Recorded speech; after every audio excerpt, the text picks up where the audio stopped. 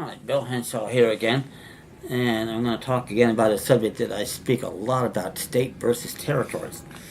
It says, although I've written often about this key issue inherent in my arsenal of unopposed constitutional issues, state versus territory, this is such an important issue to be familiar with that I am discussing it here. The goal of winning court is to help people to learn and to do just that. Why do I say there are no states? Because this is the big lie, is the following excerpt from United States v. Hall, 26 Federal Cases 79, from a federal circuit court, an Article 3 judicial court of a type which we do not have today, proves, courtesy, quote-unquote, of the BS opinion of the judge on the, quote-unquote, ratification of the non-existent 14th War Amendment. And the following quotes are the subject of my comments after. Quote, we have thus far considered the demurrer, and it seems to have been argued for the defense without reference to the recent amendments to the Constitution.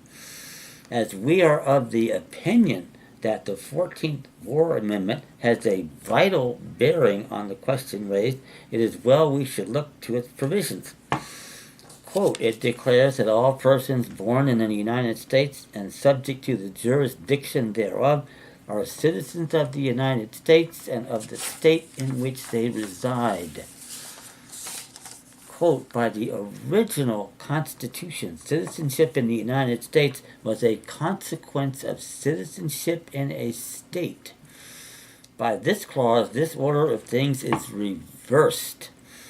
Citizenship in the United States is defined, it is made independent of citizenship in a state, and citizenship in the state is a result of citizenship in the United States and is dependent on that citizenship.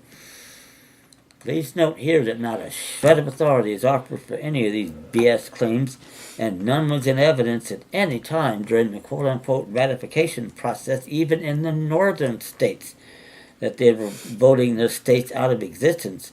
This at a contemporaneous time frame in which such evidence should have been readily available.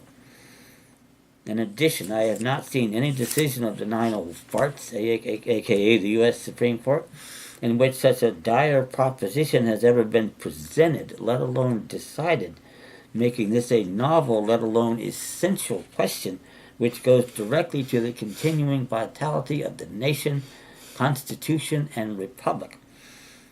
Well worthy of note here is the carefully concealed goal of the non-existent 14th War Amendment, courtesy of the Secret Committee of 15 on Reconstruction, which was to make quote-unquote citizens out of artificial corporate entities. If this opinion is correct, then those who quote-unquote ratified the non-existent 14th Amendment did away with their states, and the states admitted between 1860 and 1867 were admitted pursuant to the war powers of Congress, exactly as stated on the record by old Dad Stevens in the case of West by Gosh, Virginia. Indeed, a group of what Herr Hitler and fascist dictator Roosevelt would readily recognize as the big lie will, as it did for me, not so quickly as I was a slow learner, result in the aha moment, which will bring all other issues into focus while making you a powerful advocate for the restoration of our republic to secure the blessings of liberty to ourselves and our posterity. Preamble to the Constitution. And that you can teach your children to emulate your example of passion, integrity, and responsibility in maintaining the only nation which has ever been founded on the principle that a man's life and happiness is a means to an end, and not a means to a government end, and a government in which you do not have any say, and in which none of your rights are recognized. Those of you who have followed my videos will know that I have often discussed the frequent use of executive powers of the Commander-in-Chief of the Armed Forces, and a lot of this power could not be exercised over state citizens, except in times of war, rebellion, or invasion. States of emergency, should be noted, do not count here. In territories, however, the situation is different, and areas not clearly decided by the 9 old farts at the present time.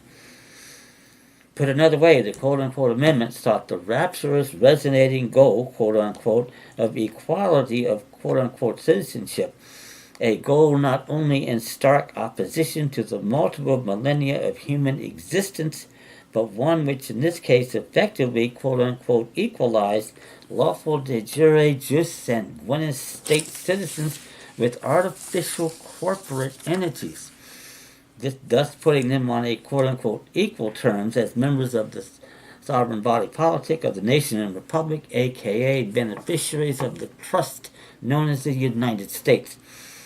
With such corporations, which were in art creatures of the state, which created them, and with these states having been ordained by we the people.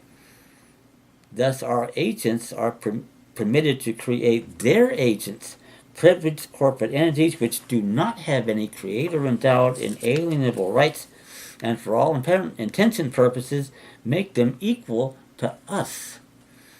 This is about as egregiously an evil violation of the Constitution as can be imagined, most particularly Article 5, since such an amendment, quote-unquote, as it were, with a goal of the utter destruction of the sovereignty of the several states admitted into this union, would be required to be ratified by peoples in the conventions in the states, most certainly not by state legislatures, agents of we the people, and or in states south of the Mason-Dixon line by martial law legislators created by the Reconstruction Act of 1867.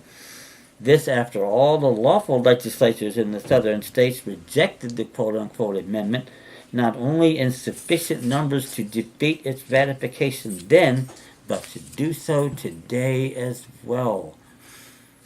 To learn more about these issues and others, please send me an email at youwinnincourt@gmail.com. I'll send you information on my constitutional defense document packets and some bonus materials as well. Remember to like this video, tell your friends, and subscribe also, and I'll look forward to hearing from you. Thank you.